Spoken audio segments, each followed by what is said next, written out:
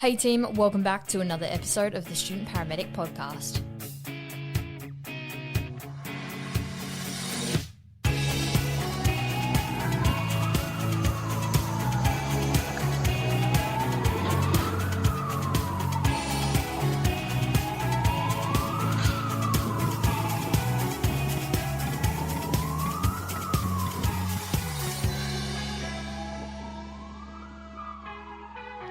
Hey team, welcome back to another episode of the Student Paramedic podcast. My name's Alex, I'm your host today, and today we're having a chat with Theodore Dimitriou. Am I saying that correct? Yeah, spot on. First go. Well Perfect. All right, wonderful. So we're going to have a chat to Theo. So if you haven't already heard about Theo, he is a qualified paramedic down in Tasmania, Australia, who was actually recently qualified. So he can chat all a bit about the grad process. And he's also the content provider and page runner of the Student Paramedics page on Instagram and Facebook. And he also runs a medical equipment company called MyMedEquipped that I'm sure most of our listeners will have heard of and seen on our social media. So Theo, thank you so much for joining today. Do you want to introduce yourself a little bit? And yeah, we'll kick it off. Yeah, thank you so much for having me on, Alex. I've been enjoying the podcast and finding it very useful for the last 2 seasons that you've produced. And I think I don't really know what else to say really than what you said. I'm from Tassie, kind of new paramedic. I worked in science before this in a lab and got a little bit I don't know if claustrophobic is the right word, working the same 4 walls every day and having sort of predictable, monotonous work. It was interesting, but yeah, I've been really enjoying paramedicine since I've started. That's awesome. So I'll kick off with the cliche question of what made you interested in doing paramedics? And I know that you've had your experience in working in refugee camps. So if you want to have a little bit of a chat about that and explain sort of your journey into paramedicine. Yeah. It's been an interesting journey working, starting from sort of science, working with what was in botanical sciences, and then moving across to paramedicine. It's still sort of somewhat in the science field, I guess, but very, very different sort of applications. So it was an interesting transition. But what I did was basically, if you haven't guessed by my name, I'm from Greek heritage, so I've got all my family in Greece, and I often go back and visit them there. I had a trip scheduled back to visit them, and this was in 2016 when I think this was potentially when the refugee crisis was peaking, at least in sort of its global awareness of it. Still hasn't died down, of course, but it's sort of there's other things that come up in the news these days. Anyway, so I was going to Greece, and I thought that's sort of the front doorstep to Europe, where a lot of the refugee flow is going through. I've recently sort of developed a faith. That's a different story, not for here, but the church I was a part of sort of had global relief agencies. So I thought, well, I'm in Greece, I may as well sort of pop in and say hi and see if I can sort of experience and see what's going on with this refugee crisis for myself, boots on the ground, and then see if they need any assistance. Anyway, I got there and I sort of did some translation for them, logistics and admin, and they were running a medical clinic, I should say. So we had the responsibility for medical care for the whole sort of refugee hotspot there. And prior to this, I'd never really seen extreme violence or death or even new life in birth and things like this. And so I saw all these things there, which was really new and somewhat confronting and overwhelming in all this, such a short period of time. Ended up sort of planning a 2-week stay in that camp, and that sort of stretched out to 3 months, which was the maximum time before I had to sort of get conscripted to national service. So I just dodged that by 1 day and escaped back to Australia. But when I was in that camp, I saw so much poverty, PTSD, things I'd never really seen before, kids literally wearing rags. But I remember these were some of the happiest kids that I've ever seen, and really sort of impacted me quite a lot. People had nothing there but the clothes that they'd brought with them, and so relationships were number one, which was really refreshing as well. I think we are so affluent that oftentimes relationships, which are really the most important thing in life, take a back step. in our culture. So I learned a lot from that and impacted me a lot. And I loved the way that I was, we were able to sort of help people in meaningful, practical ways. And I got talking to the doctor who ran it, and he recommended paramedicine, because I think that there's many volunteer opportunities and overseas opportunities to be able to use this skill in a meaningful way. And that's, basically in a nutshell what sort of drew me. Came back to Australia, applied, and started studying down here. That's incredible. That's an awesome story, and absolutely would have shaped probably how you're even going about things now. So how do you think your experiences in the refugee camps have shaped who you are now as a clinician? So how you approach patients, or how you just go about your day-to-day job as a paramedic? Yeah, it's an interesting question, because it's, of course, in fact, it's many years ago now, and it was a relatively short time, 3 months, but it was enough to really impact me. It definitely came back a different person. I think it took me a while to actually be present back in Australia, a couple of weeks after that stint. But it definitely, I feel like I was informed of the privileges that we have here in Australia, working amongst that sort of poverty, and made me really appreciate, I guess, the healthcare that we have access to, the opportunities in education for health. And I think that's made me really patient. We still have poverty in Australia, of course, and people with low health literacy and all these sorts of things. So it's made me very understanding and patient. I've grown up in a real bubble, and I think that anyone who's sort of been on placements or worked in this job for a little while has really probably come to the same realization that life isn't as it seems to them for everyone else. And so that's I think, really broadened my perspectives on people's lived experiences being different to mine.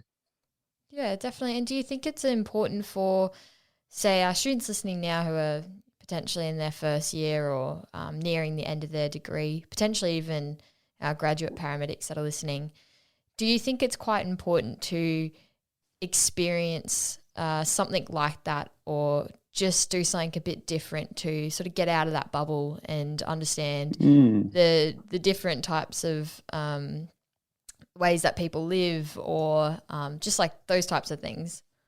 Yeah, certainly. I think even if you're not studying paramedicine at all, I always recommend people to just travel to broaden their perspectives, get a bit of, it's a challenge, we need to challenge ourselves and live in, not a completely austere environment, but I think it's very helpful and healthy mentally to be away from your comforts and your familiarity, and adapt and grow through those experiences, just for life in general. And then especially with this sort of work, when our job is to be compassionate and supportive to people, and being able to do that in all sorts of different circumstances, whether you're feeling stressed or uncomfortable yourself, because you certainly are going to have those sort of experiences in this job.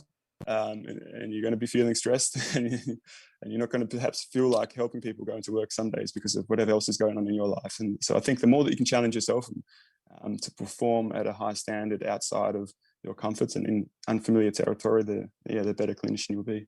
Absolutely. That's something that we've spoken to quite a lot of people about on this podcast, and in the particular, the most recent one being the Glen Azar episode we did, and talked about, the way to make yourself a better clinician is literally to start making yourself a better person, start getting comfortable with being uncomfortable, in terms of, seeking challenges to, one, broaden your perspective, and two, see what you're actually capable of in terms of handling stress and whatnot, and doing those in a controlled environment first, and so that you can do them in the uncontrolled environments. Yeah, Yeah. absolutely. You don't know what you can, how far you can go until you really put yourself there. Exactly. And so I guess now we've gone through a little bit about your experience prior to going into paramedicine, but how did you find, actually studying paramedicine? And did you, when you graduated, how long did it take you to get a job, and what was that process like? Yeah, my experience studying was, thankfully for me, and also unthankfully in some ways, it wasn't my first uni degree. And so sort of, adapted quite well to the study life. I know a lot of people, and myself as well, in my first degree, found it quite challenging, and it was something which I think it took a lot more energy for me, organising my life and actually applying myself in my first degree compared to the second. So I think that's a little piece of advice, is just, and the same with throughout your internship, really. We'll talk about that perhaps later on, but just really sort of knuckling down some time management and filtering out things which aren't so essential in your life. That was something which I found necessary during my undergrad. And in terms of interview experience, that was also like a learning experience. So if you're in Australia, highly recommend, and I think most people do, just applying everywhere as much as you can, because there's more students than there are jobs, and it definitely gives you a lot of experience each time you apply. And different services have different sort of application processes, but they're all sort of fairly similar. Everyone needs a selection criteria and a resume at least, and then there will be sort of aptitude tests, things like that to go through. So leading up to the first application I sort of submitted, an interview I had was at with New South Wales Ambulance Service, and they had quite a comprehensive sort of aptitude test online, and an emotional intelligence test, and then they had a whole bunch of other panel things on the day. I think something which I found really useful was getting my mind into doing those sort of lateral thinking aptitude tests. There's lots of things like 123tests.com or something like that I was on every day. And then emotional intelligence as well. Aptitude tests, I know a lot of people find really difficult, and it's something which isn't as plastic, our performance in this sort of test. But I'm not sure. I think I might have heard something about emotional intelligence, or someone might have mentioned it in one of the episodes of your podcast. But I think this is a really, really important thing, very relevant thing, not just for interviews, but for work to really focus on. So we can, emotional intelligence, what they call it, EQ, is actually a plastic sort of component or faculty of our mind. It's something which we can increase and work on. Neil Nedley is an American physician who's like pioneering a lot of work. He's got a lot of resource content and stuff online on this, and it's really, really nice. I think it's a good asset for a paramedic to have. Basically, if you haven't heard of it, in a nutshell, it's sort of like emotional intelligence is how we recognize, how well we are at recognizing and responding appropriately to emotions in other people, and even recognizing them in myself. And I'll admit, I'm actually pretty poor. It's sort of like a personality trait. If you are strong in some personalities, you'll be personality traits rather, you'll be weak in others, and EQ is one which I found myself weak in. So I scored in the 47th percentile for that test with New South Wales Ambulance, I'm not going to lie. But it was something which then I was able to work on and improve, which was really exciting. So when I did that test, I noticed that I just saw things very black and white. And I think when you have a higher emotional intelligence, you recognize more shades of grey. So yeah, it's a good thing. Recommend people to look that up. It's sort of, you find it online, and it's so good, as I said, to learn, not just to get a job, but to continue developing throughout your career, and it'll really make you a good clinician. Absolutely. And that's that, relating it back, I guess, to quite a few of the people we've talked to. But yeah, definitely, working on yourself is a great way. One, if you become a better person yourself, you become a better person and clinician for the patients you see who are having their worst day. So that's a really, really good way of putting it as well. And I like how you say it's plastic. We can always work on these things. It's not just like, I'm bad at it. That's it forever. Exactly. And that's comforting for people like me who score 47%. It's like, it is really comforting, and it's something that it's a good thing to keep working on. And it's not just for the patient's well-being as well. And like you say, it's a personal development thing, and you'll become a happier, better person in your own environment as well, and react upon yourself. Absolutely. And so I guess then too, you did say we'll go into it a bit later, and I guess now would be the perfect time. But when you said about that grad year, what was your experience like as a grad, and were you well prepared for it? When you first started it, just coming out being a student, going onto road, being like, I'm the graduate paramedic now. What was that like? Oh man. Yeah. What was that process and that experience like? It is so different to being, of course, uni prepares you in a theoretical capacity, but it is so different to being a student paramedic. You know, all of a sudden you are in the uniform and people do see you as perhaps a seasoned veteran. Like, who knows? They don't know how long you've been in the job. They don't really recognize the epileps and all that sort of thing, your badges. And so, yeah, going straight on there's a little bit of a front that you sort of almost like subconsciously feel like you need to put on. And yeah, I think a lot of people potentially have mentioned and experienced, you know, imposter syndrome, and there's a bit of a whirlwind of sort of emotions and feelings like, you know, do I deserve to wear this? Like, do I deserve to be driving this $200,000 ambulance? And yeah, so it takes a little bit of getting used to, certainly, coming from only having, let's say, maybe we have 3 months of practical time across 3 years in the university degree, and then all of a sudden you're there every day full time. You're learning. You have not just a student who's following and just a fly on the wall. Now you have responsibilities, and you're learning all the logistics and the small ins and outs, and that's one of the most exhausting things. I think just learning the tacit knowledge of how to practically do things in the service, even from just getting in and out of the station, and how to, you know, pre and post shifts, and sorting things out with triage and patients and all these sorts of things. It's aside from just the actual clinical assessment and management, all these things I found really tiring. And I remember just crashing every night out straight after my shift for the first like month. Yeah, feeling really tired. But at the same time, you're buzzing with excitement. So it sort of balances itself out, and it's just, yeah, it's crazy. It's a good time. Awesome. Yeah, that's really cool. And I guess then, is there anything you can do? I don't know if you can, but anything you can do as a student or in your final year of placement to start preparing for those little logistic things to sort of take that stress away from being a grad? Or is that just something that you've just got to do as a grad? Yeah, there's no way around it. You definitely just have to do it. But I think you're right. There are some things you can certainly do.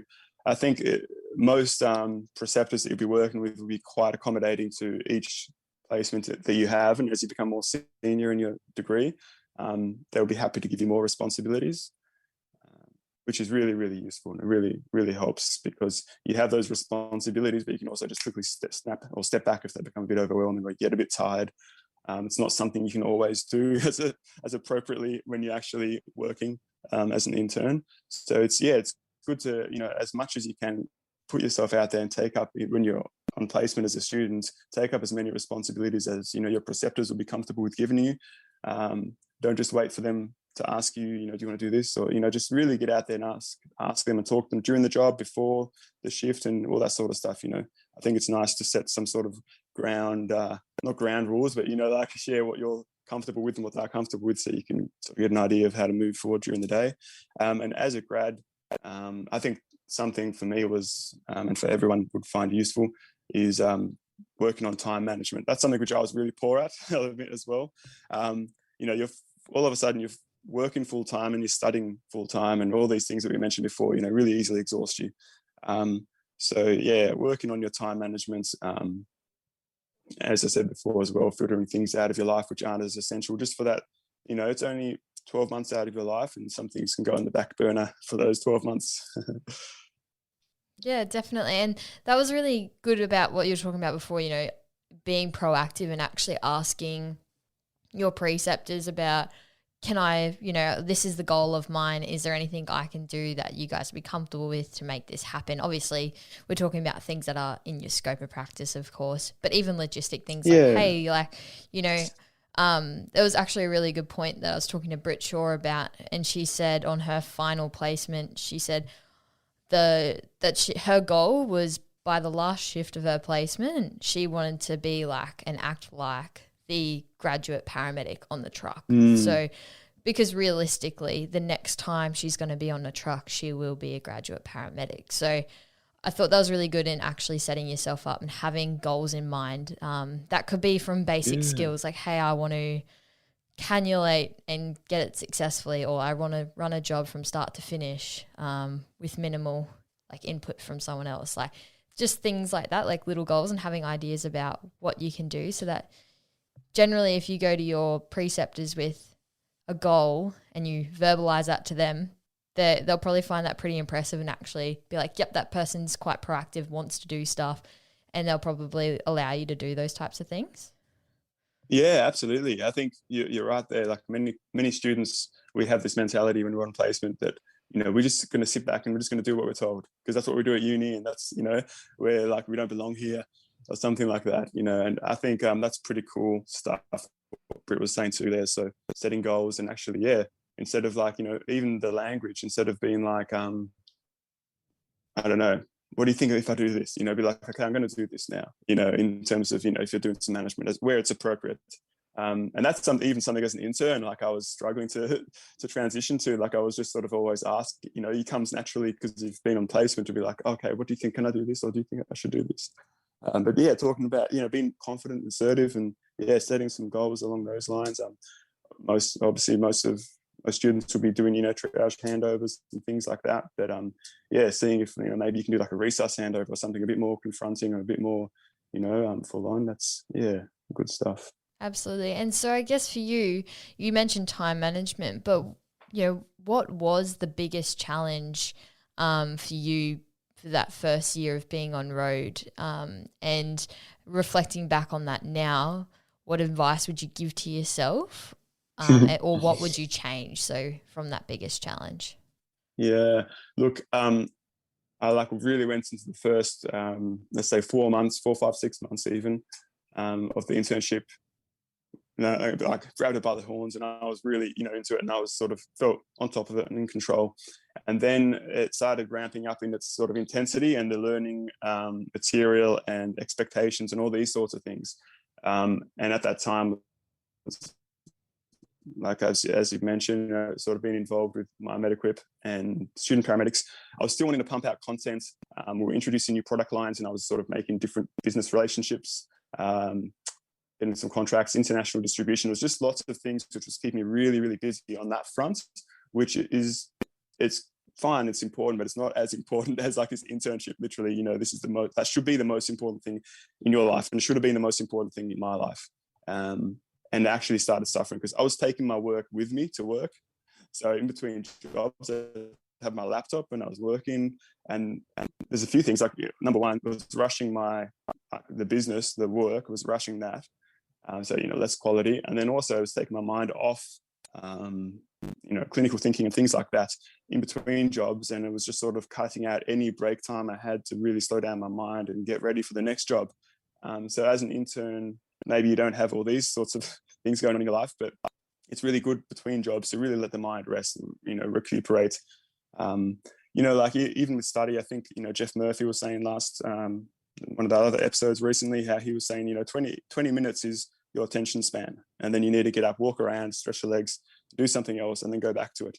And basically I was working intensely on a job, then I'd get back to station, I'd work intensely on the laptop, and then I'd go to the next job, and I had no rest. So it was almost like, my memory, my knowledge, my recall, clinical reasoning was all sort of, decreasing. It wasn't good. So that's a big regret. Thankfully, sort of recognized it happening, and I got some people on board in the team to help out and sort of put that aside. But it wasn't, it was definitely a very, very strong learning experience there. Absolutely. That balancing act and that time management, as you said, can be quite difficult, and having your priorities straight. So how do you now look after your well-being and balance shift work? Yeah, that's a good question. I mean, through those formative months, during my internship, that's, as I said, I learned a big lesson. So some things I started incorporating, and I think, people have spoken about it here before as well, and it's just super good stuff. So recognizing, like we just mentioned before with the attention span, like giving yourself breaks, taking time out to regenerate the mind. But even more broadly than that, so I try more, still struggling to prioritize sleep, getting nice early nights, like I think that the best quality sleep is before midnight, like, from 8:30 to midnight, and never get to bed at 8:30. But from 8:30 to midnight, those hours are worth like twice as much. I don't really know. I'm sort of quoting bro science anecdotes here, but I know there's some stuff out there I've read somewhere which is sort of says that this is really, really high quality hours of sleep here. So I like to try to get to bed earlier. I like to exercise and look after my nutrition, and not just nutrition, but like regular eating times and cycles. I think we've spoken about this before as well, or other people have on this podcast, about the circadian rhythm, and as well as mental, emotional, and spiritual health. Sort of prioritize these things. So, so like having a morning routine, getting up, getting moving, exposing myself to the light, and eating and drinking regularly, socializing and having breaks. Like it's just so tempting, being so full with different sort of responsibilities and roles, just always, doing one thing or the other, flinging from one thing to the other, and always have my mind on something, but actually taking time to, as it were, to smell the roses and just say, I'm going to have a day off or an afternoon off or even 2 hours off, and I'm just going to do nothing. These are really important things to do, especially as an intern, because, you might not have work on a laptop to do, but you'll be studying. You'll probably be studying on a laptop, or you have your books out in between jobs, or when you're at home or late at night. And I think that setting your own limits, like I'm not going to study past 9 o'clock because I know member attention, will decrease after that time, and I'm starting to feel tired, and just, going to be like my mind's going to be going a million miles an hour when I'm trying to go to sleep. Setting yourself limits like that, I think that's something which I've found really, really useful, and I'm still working on it. By no means have I got it all in the bag. I've got a long way to go, but it's definitely helping. No, that's awesome. And like, that's the thing. Hey, it doesn't have to be perfect. It's just like small steps. Progress is better. Yeah. Hey, like, you're just doing small things to better, your own physical and mental and spiritual well-being, basically, at the end of the day. It was interesting when you said about, with the study techniques and habits, it's so important. And, that I remember when you go from school, you have like someone on your back all the time, like, yep, you need a hand in a draft, you need a hand in a final. Then you get to uni and people are like, yep, great, you show up.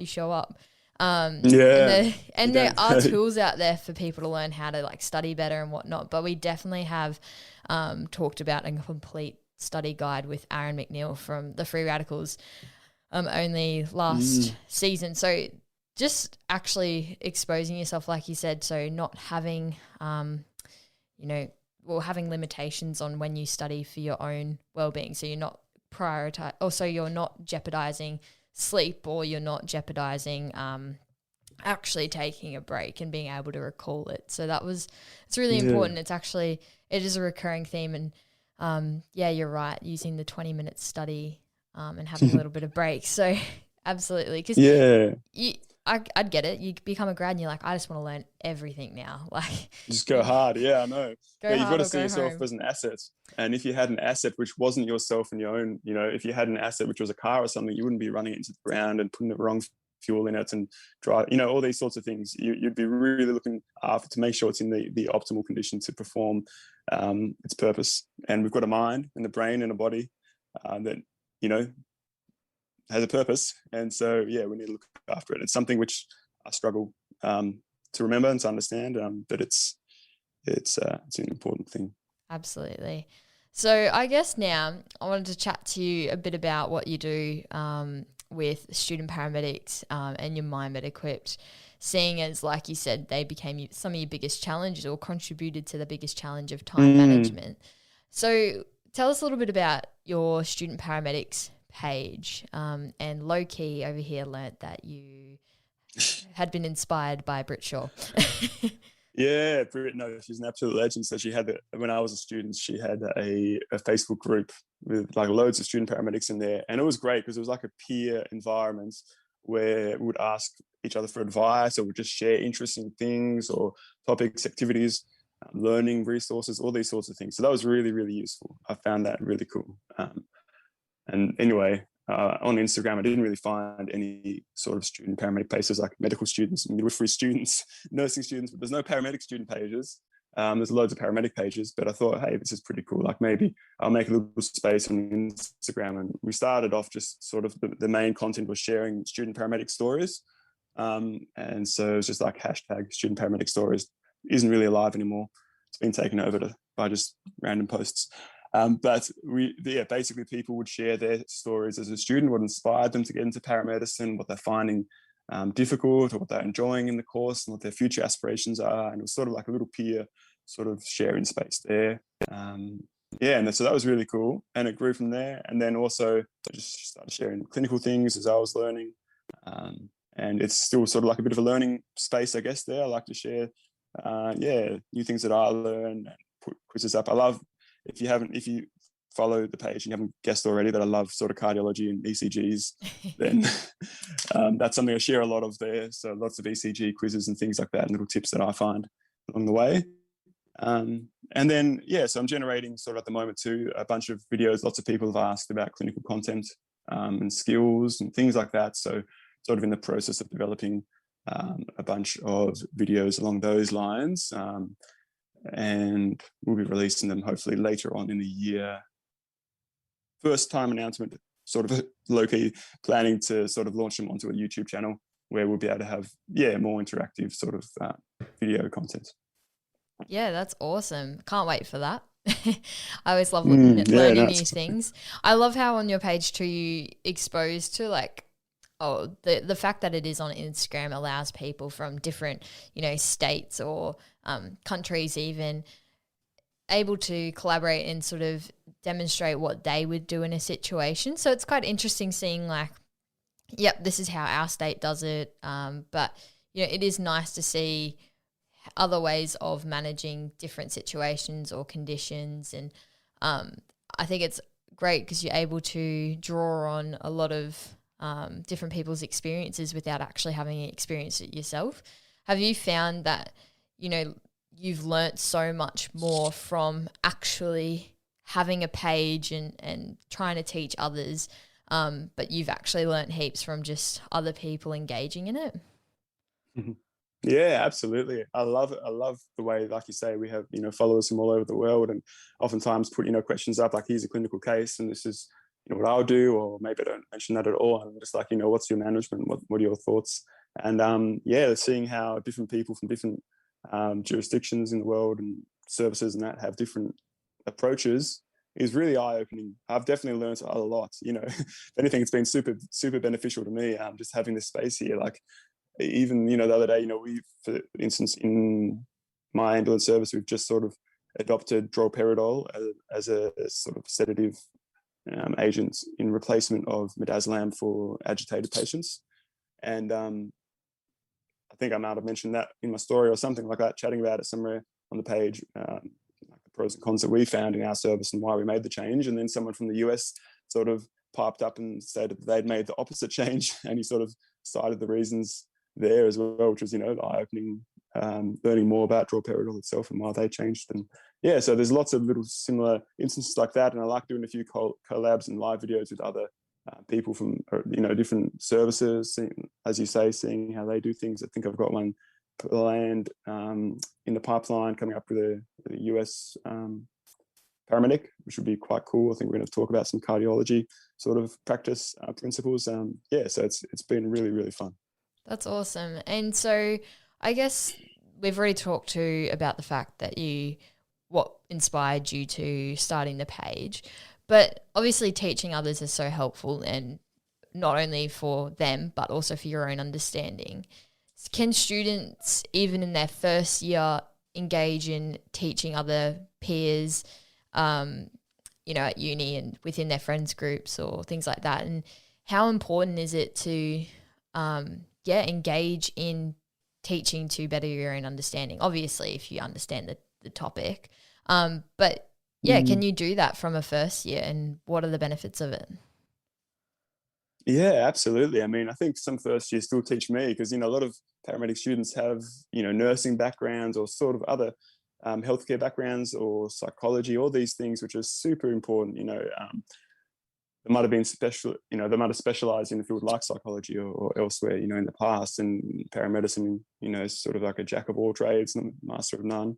And so having these people with these broad and varied backgrounds is really, really useful. And so everyone brings something different, different plate to the party. I remember that was the way when I was, at uni in my first year, and it was really cool learning from others. And also, one of the things as well I've learned, one of the first, within a few weeks of me being qualified, I was with like a 2-week grad, someone who'd been in the job for 2 weeks. And I didn't really find out until the day someone called in sick. And then the first job was like, airway burns, which I'd never been to, and it was a really intense learning experience. But being able to, recall and over subsequent shifts, recall and teach things which I've learned and share things which I've learned really, really helps. Repetition deepens impression, and if you can articulate something enough for someone else to understand it, it really broadens your own understanding of it. So I think if you get any opportunities, whether it's being part of a student society and doing peer-assisted learning for, as a second year to first years, vice versa, or whatever you can do, creating, just sort of organizing little study groups at the university with your classmates after class or whatever, and running through things like this. I think all that stuff is really, really beneficial. Anything you can do, beyond just the class time and assignments, which are really all sort of rote learning, really, really helps. Absolutely. And that's the thing, hey, like I remember being a first year and going to sort of self-directed learning classes, and they used to have third years there that were mentors. And I remember sitting there being a first year going, oh my goodness, that third year knows so much. And it was that's overwhelming. But you learn so many wonderful tips and tricks from student to student. So I wanted to go into a bit about your My MedEquip business because you reached out to me prior to the podcast even launching, and I thought that was pretty amazing. And I've been utilizing your little clinical cheats pocketbook on placement, and I've managed to not destroy it, which is a first for me because I used to use like laminated reference cards on my belt, and now I have the pocketbook and they literally do not get destroyed, so it's wonderful. But I always find that having little things on placement like that, when you're ramped or if you've got a little bit of downtime, just refreshing yourself, or if you need something whilst you're, working on a case, you can reflect back on it quite quickly. I love those reference books, and obviously that's why I talk about it quite a bit. But what made you want to start My MedEquipped, and get into a bit about that, because that's pretty cool. Yeah, no, it's been interesting. Probably, I think similar to you, I had these, these sort of laminated little cards, which I used for my own personal reference, when I was at uni or on placements, and I found them super, super useful. But like you say, they started sort of peeling apart and getting scuffed, and water started leaking in, or alcohol, whatever, if I clean them. And so they didn't really last that long. And I got inspired by a little booklet, which probably most of you know, and if you don't know, then you should get it because it's very useful. It's pharmacology, pre-hospital emergency pharmacology, something by Matthew Caffey. It's a little sort of pocket book anyway, with waterproof pages, and it's just like sort of like phone size, a bit wider, and it fit in your pocket perfect. And it's a great sort of clinical reference for Australian and I think maybe New Zealand pharmacology. And it will have the drugs, it will have everything in the pharmacology from side effects, mechanism of action, peak onset times, routes, doses, and it will have which ambulance services have used these drugs in these ways. So it's really, really useful. I still carry it with me. Anyway, I was like, man, that's a tough book. Like, it's been with me on placement at work for so long. It's putting up to everything. So I thought maybe I could make some little reference cards instead of being laminated, make them sort of a bit more higher quality paper, be a bit more durable and last a bit longer. And like you say, I ended up so anyway, I made that little booklet, put all my clinical notes on there. There's been an updated version now as well. And that's tough. Like, people have sent photos in of them, being chewed up with dogs, and like, I still use them and all this sort of stuff. So it's really cool. You can't make the excuse that dog ate my homework with these booklets. So anyway, I launched these. I thought, at that time I only had the student paramedic page, and I didn't want that to be, I don't know, that sort of thing at that time. So I decided I'll just make a little separate brand and just put these booklets out. And so I just put a pre-order out to gauge interest, and I've got a lot of pre-orders. So I made, in a short while, made a bulk order of those and stocked those. And then I just began sort of restocking those. Money that I was sort of, I guess was coming in from that, I reinvested into making relationships and getting some stock from other writers like Darren Hodge, Tammy Bullard. We have some of their books.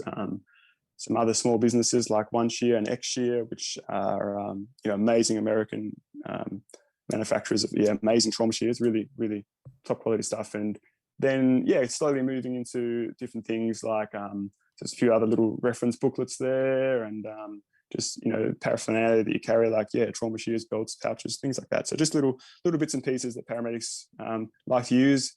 Moved on to nurses as well, so we have like nursing equipment, and we have now grown tremendously beyond like anything I expected. Don't know really how it's happening, but I think one of our big focuses is that we love to support students. So like, even if you're part of a student society, please do reach out to MyMediCrypt on Instagram, or you can email us at info@mymedicrypt.com, and reach out. We like to support students in any way that we can. Happy to chat to you about it. That's about where we're at, I guess. As I said, we've sort of gone international now, and it's really exciting setting up some partnerships in the United States and the UK, and supporting students over there too. We like to keep our margins much lower than competition, just so we can support students. I think that's sort of one of the things which has been real beneficial for us and for students, is that I started this as a student, and I have students in mind, and we're going to continue to have that sort of mindset going forth, supporting students. Absolutely. That's awesome. And I love how it's, for students by students, well, basically when you were a student, and because it can be quite expensive when you're starting out and you're like, I've got to get this. So you got a big list and getting ready for placement. So that's awesome. And incidentally, it was really good, in working with you, and you also being a student, know what student needs. And so it was fun. We've been able to, between us, sort of develop a student kit that you can find on the website as well.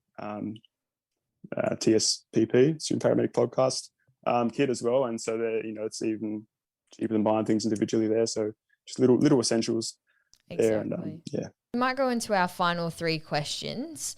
So, as if you're new to this podcast, we talk about the 3 same questions to most of our guests and get the different answers to those same questions, just to bring a little bit of difference in perspective. So what is one piece of advice that you'd give to a student? Well, I think it's pretty obvious that I've struggled with time management. That's my biggest piece of advice, I think. I think that putting things in the back burner that are not essential for life in general, when you're doing your internship or as you're studying at uni, just to really focus all in absorbing and developing all the information and skills and understanding that you can during that time. And also, I think, causing and creating an environment conducive to learning. And if that means, earlier nights, giving up parties or whatever on the weekend, or, even sport or things which, are really important to you. But I wanted to talk about also in terms of advice, you guys have spoken about it heaps, so we don't need to, but things like, equipping yourself for post-traumatic growth, because you're going to be exposed to things that are, uncomfortable, but finding some positive meaning in life, stability and purpose, and meaningful relationships. These sorts of things, I think, are all really, really important things to get into. Absolutely. You were the one that brought PTG to my mind. You were the first one that it was the first time I ever heard of it. And so we actually talked about it with Todd Weir, who's the director of Priority 1 for QAS, who's a psychologist and paramedic. But that was really interesting, you talking about PTG and actually having experienced it. So that was a really interesting blog piece that you wrote on MyMediCrypt. We've got time to go into it. So what is PTG, like you said? So it is finding like some meaning or positive growth from a traumatic event. But do you want to go into it a bit? Because you're quite passionate about that concept. Briefly breeze over it, I guess. So obviously there's the well-known response to trauma is PTSD. Everyone knows about post-traumatic stress disorder, but that's not the only sort of response following a traumatic experience that we can have. We can sort of bounce back to where we were, or we can actually grow through that experience. So then that would be called post-traumatic growth. So in terms of growth, I guess it's talking about resilience maybe isn't the right word, but being more, fortified to respond positively to trauma in terms of finding, maybe you'll find more meaning in life, or maybe you'll value your relationships and your family and your life more. You'll become more motivated in the work that you're doing and in the meaning or purpose of life that you have, these sorts of things. You become a stronger person, more emotionally strong. So, we don't have to go into it too much now because you've spoken about it a lot and we're sort of near the end here. But there is a little article on mymediquip.com in the blog section under the first responder wellbeing section, and it goes through in much more detail there's 5 key core components of personality and lifestyle which predict someone to respond through PTG to a traumatic event. You might actually respond with a bit of PTSD and a bit of PTG. Like they're not mutually exclusive, but the more you can predispose yourself to PTG, the better. So I think causing and creating an environment conducive to PTG involves things which we'll go into in the article, but positive meaning in life, meaningful relationships, future orientation, how far ahead you think and plan for the future, self-efficacy. It's sort of not like self-esteem, but your belief in your own actual ability rather than your own value, which is important as well. Belief in your own ability and having an inner drive for personal growth. If you have these 5 traits, then you are on the way to responding positively to trauma. That's awesome. And I'll link your blog post into the show notes so people can just go underneath the episode of this and just click on that and have a look. We'll go on to the second question, which is, what is the biggest mistake that you've made that's resulted in your greatest learning? Yeah, I think that's pretty obvious as well. I think it's the time management thing there, realizing that I can't just sort of run on fumes, skipping sleep, working late, cramming lots of different tasks into, small bits of time. I think that, the mind is an organ which needs rest and it needs recreation and all these sorts of things. So reprioritizing these sorts of aspects of my life, that's been a very strong learning point for me in this past year. Awesome. And the last one is, what did you used to believe to be true that you no longer believe to be true? Alex, I'm going to sound like a stuck record here. Believing, I used to think that I could hack it, that I could get through it all and just put the grind on and accomplish all these tasks and all these things that I'd normally accomplish in 1 week, let's say, but then also accomplish all these other things on top of that in that same time frame. You just can't do it. And I think that, not only was, my work quality sort of affected, but also, things like my relationships and my family and these sorts of things, also get squashed out. And these things are really important to have, especially first year and throughout your whole career. Having meaningful relationships is really, really important to protect your mental health, and for those around you who love and care for you as well. So I think prioritizing family and work would be the top thing to learn and to continue on. Well, that's great. Well, thank you so much for taking time out of your day-to-day to have a chat, and let you just briefly explain where everyone can find you. So from Student Paramedics and mymediquip. Yeah, no, thanks again for having me on, Alex. It's been great chatting. So, mostly at the moment we're on Instagram at Student Paramedics, just one word, and at mymediquip, and then mymediquip.com is a retail store, and we have the articles on there to do with first responder wellbeing. And then the other sort of nice articles from various paramedics and clinicians. And moving forward, we'll be spreading across different platforms, especially with Student Paramedics. So we'll look out for some announcements there. Awesome. And our team listening can use the code TSPP10 and you'll get a discount using that on mymediquip. So thank you so much. We'll sign it off there. Thanks, Alex. Take care. Thanks for listening to this episode of the Student Paramedic podcast. You can connect with us on Instagram, Facebook, Twitter, or you can email us at thestudentparamedicpodcast@gmail.com.